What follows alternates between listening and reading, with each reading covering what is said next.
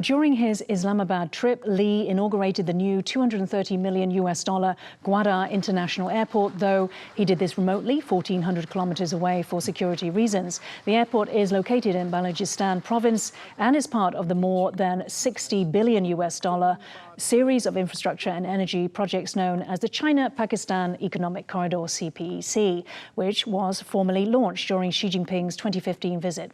The series of power plants, gas pipelines and highways is in turn part of Xi's ambitious Belt and Road initiative, though CPEC predated Belt and Road. On this trip, Li and Shahbaz signed a further 13 cooperation agreements related to the economic corridor to create an, quote, upgraded version of the corridor.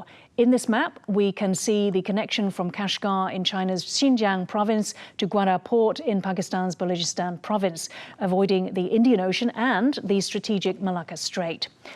Professor Chen, let me come to you. What benefits do these Chinese investments, what do they bring to China? Okay, if you look at the map and you see the location of the Gwadar port, you know that the CPC actually will create a tunnel, for China to get the energy from all the way from the Indian Ocean. Yeah, because you know that China always faces so-called Malacca dilemma. That is, most of the energy sources that China get has to go through, Malacca Strait. So in the past years, China always tried to build a second route. That is to get the oil or gas from Indian Ocean directly. So CPEC, of course, for Pakistan, it is a very good project for them to get, all these infrastructure projects in the country, in the rural areas. But for China, it is a direct route to get everything all the way from the Indian Ocean. So China always wanted to get all these things done as soon as possible. And so Gwadar port is the key. And all these energy routes will eventually go to Xinjiang, go to the city of Kashgar. And so China's western provinces will get a lot of energy support. Right. Dr. Ali, as well as, that kind of alternative route or contingency trade route, as Professor has been talking about, what other benefits does China get? And if you can contrast that also with the benefits for Pakistan. First, I think I don't know when it will happen that this Gwadar port and this CPEC will work as an alternative energy source for China. But suppose if we think that things moves forward as planned, I think through this China will increase its influence in South Asia, in the Indian Ocean. It will provide a connection with the Middle East, especially Arab Gulf states, from which a big source of China's energy comes. China would also ensure the safety and diversification of its energy and trade routes. Then we see that the whole region will come under broader BRI connectivity. Bilaterally, I think if it's successful, then it can increase China's influence in Pakistan. It will bring Chinese investment, Chinese soft power. It will also provide Chinese companies a platform for Chinese companies to invest in a more conducive ways. So you see it as well as being kind of like, the Malacca dilemma as being an issue for perhaps for wartime. I think I picked up that you were talking about the US-China rivalry and basically extending its power and its reach more globally for China through this, allowing China to do that. It partially could provide China an outlet, but its actual execution, I think it will take a long time. And if Professor Chen, I'll come to you now. How about for Pakistan? Because the relationship between Pakistan and China has been described as sweeter than honey. I think this is the full original quote: higher than the mountains, deeper than the oceans, stronger than steel, and sweeter than honey. Is it sweeter than honey? And there's a lot of debt, isn't there? Okay, well, you have to look at the strategic situation in the whole region. We know that Pakistan had a problem with India for decades. And China and India, they also don't like each other. So it's very natural for China and Pakistan to become friends and become strategic partners. But this China-Pakistani relationship is more like a one-sided dependence. That is, Pakistan depend more on China than China depend on Pakistan. You look at trade.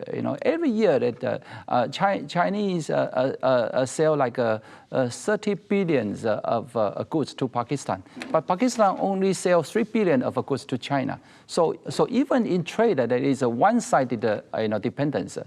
So I think that for Pakistan, they need China more than China need Pakistan. But of course, the main reason is a strategic, and India is their main strategic rival. Right. So India driving them together. Dr. Ali, just a little bit more on the debt situation. Is Pakistan, heading towards default?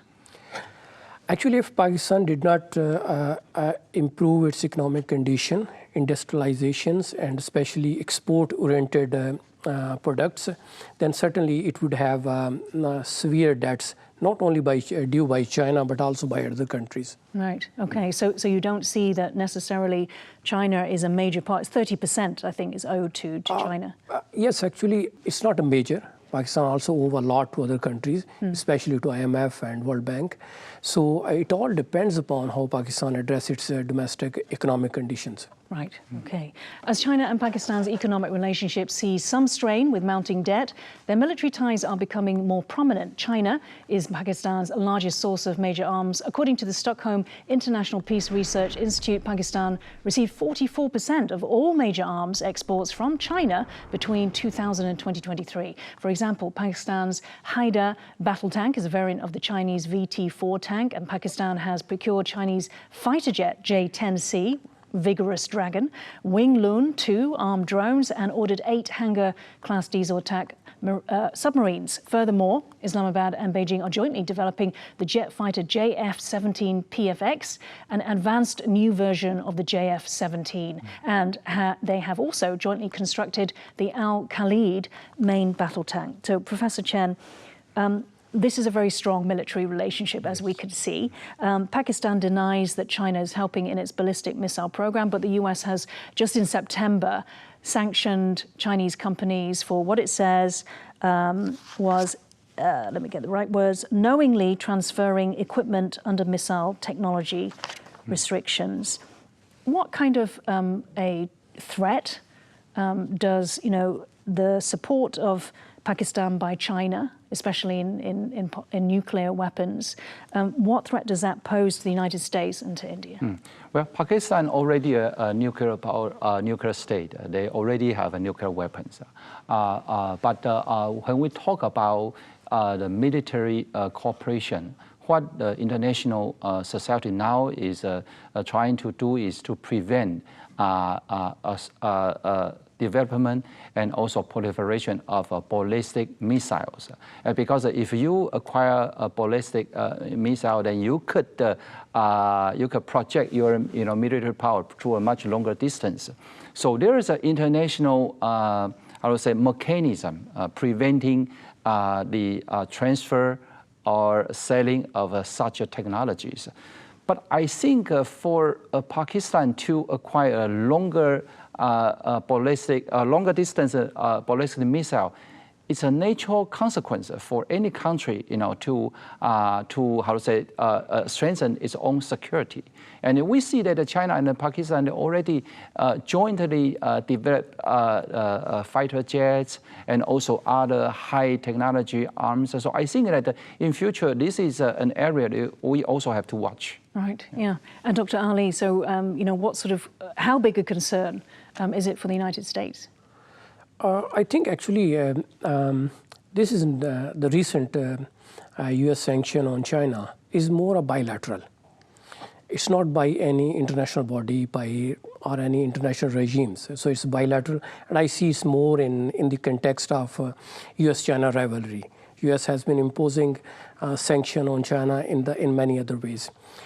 Yes, China-Pakistan has a cooperation in missiles during 70s and 80s.